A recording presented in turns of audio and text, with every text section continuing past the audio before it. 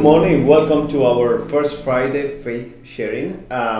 Today is Good Friday. I hope you have a very prayerful moment throughout the day, and I hope you have a wonderful Easter. So today we have Maria and Lupe Sandoval to share with us their experience and their faith as members of St. Patrick's Parish. They are also members of the Hispanic community there, and they also are very involved in not only helping as ushers and all that, but also in the St. Vincent de Paul Society over St. Patrick's. So we have them here with us today. Welcome, Lupe and Maria. Thank you. Thank you for taking your time and being here with us. So as just for all of us in the Catholic community in Central Racine to get to know you. So could you tell us a bit about yourselves? I start. We've been married for 22 years. Let me see if he gets it correct. Yeah. I know, yes. I'm not going to say nothing. Lupe, I think you started with the wrong thing. Wrong answer. Yeah, no, don't worry, Lupe. I know that my mother has a birthday in August, but I don't remember ever the date, so it is fine. That's something that runs into probably men. Right. And we have 4 children together. Mm-hmm. We've been living here in Racine since 2000, so it's 20 years.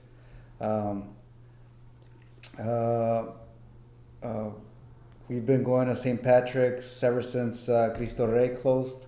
And, So you were members of Cristo Rey, and then that was the first. That's where we parish initially went to Yep. St. Patrick's. Okay. So we've been going to St. Patrick's ever since. I have most of my immediate families here in Wisconsin. Okay, Yep, and I'm happy to live here. great. So our years are married. We'll be married for 24 years through civil, April 5th. It's only off by 2. And 23 through church. Okay. So, like how he says, we've been here since 2000. Moved here from 2000 from Lake Geneva. I grew up in Lake Geneva. Okay. And we moved here because of his job. So, and my family as well, they're all over the place now, but we all grew up in Lake Geneva. Okay. And we have 4 kids. Our oldest is 22, 21, almost 17, and then 10. Okay, yes, Alex, 10 years old, and with a very profound questions that he always has, like 5 minutes before mass, but it's awesome. You are always involved in the parish, and I know that you have been really involved later on. I mean, in the last few years. Well, I only have been here for 2 years, but I've heard always Don Mueller talking about your involvement in St. Vincent de Paul, and when we did the soup drive for people, you guys were like spearheading that in St. Patrick's. So can you tell us a bit about the involvement that you have in the parish in St. Patrick's and the things that you do for the parish and all that? We started originally we started volunteering for ACTS some years back. We had our kids involved, our oldest involved, up to our almost 17-year-old involved in ACTS. So we've been kind of volunteering since then, just being part, trying to volunteer and just put our time and helping others. Right now I'm part of the St. Vincent de Paul Association. I started back in last year. No, this is 19, late 19, before COVID. So I was getting into the groove when everything shut down. Right. So I wasn't really able to do much. Right now we join. We have meetings a couple times a week. So we join through Zoom, all of us together. We share, we pray together, and we just kind of talk about the needs of others. Yeah, great.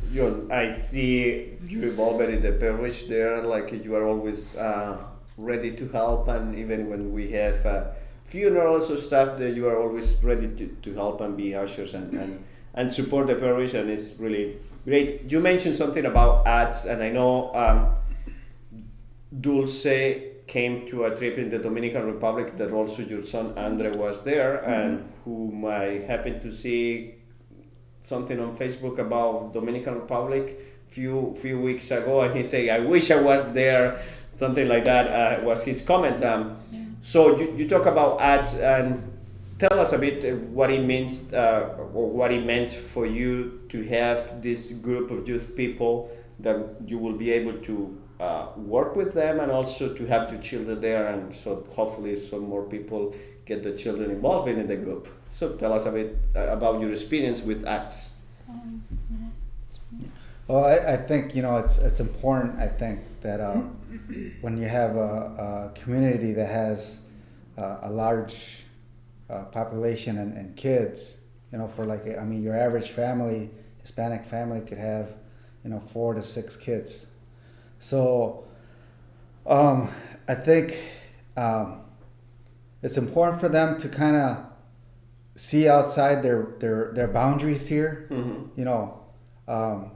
Because if they're not involved, they see the same thing over and over again, and then they end up with like a tunnel vision of how things should be.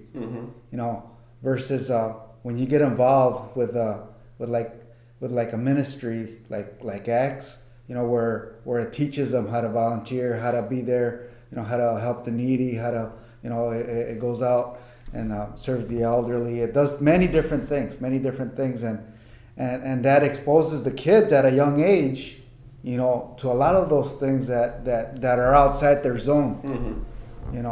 So I think to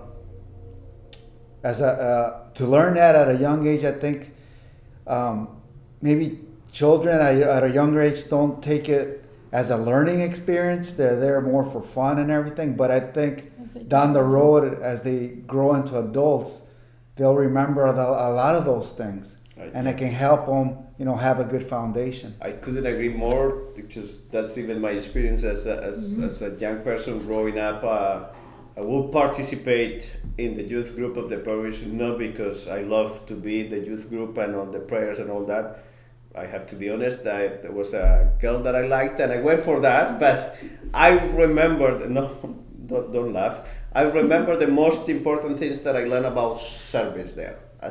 Even though I was going for not probably the good reasons that I should be going, but I remember one of the things that really touched my life was going through different, I'm from Colombia, so we have small corner stores in the town, and we will go and get food, and then we will pack that food and take it to the elderly in the town, and that really kind of touched me in a way that I realized it later on, not when I was doing it, but I couldn't agree more with you, that even it seems that they are not engaged, but something is sinking in there that they will later on come back to it and remember and be willing to help and serve others. So, another thing is, what would you say to people in the parish, especially in the Hispanic community, or to anybody, but what would you tell them about parish and ministry involvement? So, what I mean is, and of course, this is a very personal question, but how do you feel when you serve? Like when you're volunteering to all these things? Because I know you guys work hard, and I know you have 4 children. You have a very busy life, but at the same time, I know that you are always ready to help and serve, and that's kind of I'm always surprised by people who are with all that energy and probably very tired of a day long of work and be ready to work. So what would you tell people that serving means to you? I think for me, serving is, it makes me feel good. It makes me feel good just being able to serve those in need in any way that I can. For me, it's very important, because I feel good inside doing it. It's a sense of fulfillment, right? It's a sense of fulfillment and knowing that there's so much need out there. I mean, I wish I had more time to do a lot more. Right now with COVID, we can't do much, but hopefully once things calm down, I'm able to be serving a lot more. Great. Well, for me, serving and helping others, it's or being there for others, or helping in the parish, or volunteering, at the, whenever I can, I try to do like the food pantry when that was open to, everybody to go there and volunteer. And obviously I like helping at the church, ushering or doing the screens or helping out wherever I'm needed. To me, it's like, it's fulfillment. Plus I feel it like it should be everybody's calling to, give a little bit of their time, to work as a community, to make your community grow and be there for it. It can't always be the same ones all the time. And I think if more people would be more open to giving a little bit of their time, that would set a good example for everybody. I know sometimes people think, well, they might be doing it because they have nothing else to do. Well, that's not the case. We all have things to do, but I feel like it's my duty to do it, and I want to do it though. I truly want to do it because that's what I believe in. One of the things that maybe sometimes people don't step up to help is because they are afraid that one thing is having the time and committing, but also the other thing is like, I don't know what to do. Right. And you guys have been there and you've been helping with the screens in St. Patrick's and you learn, Right. It's nobody in this business of helping and serving, nobody is gonna like push you away or tell anything. So I guess the pitch is here that anybody who wants to volunteer and serve, you just step in. Yeah. And I know you like did it with St. Vincent de Paul, and we have been announcing that about having more volunteers. So we have here a young couple who volunteer in there, but if you feel willing to serve and help in St. Vincent de Paul, you are welcome to do it.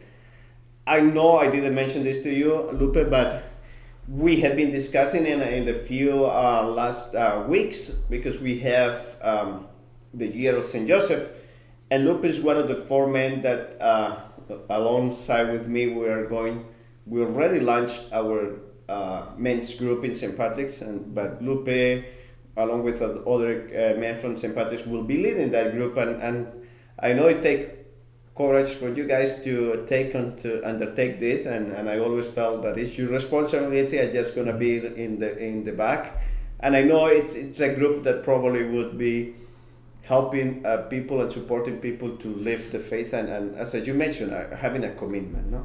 Right. So what would the last thing that you would like to say to people about the parish, and why they should come to the parish, and why they should participate in the youth group of ads and in the men's group in the St. Vincent de Paul? So you are so much involved.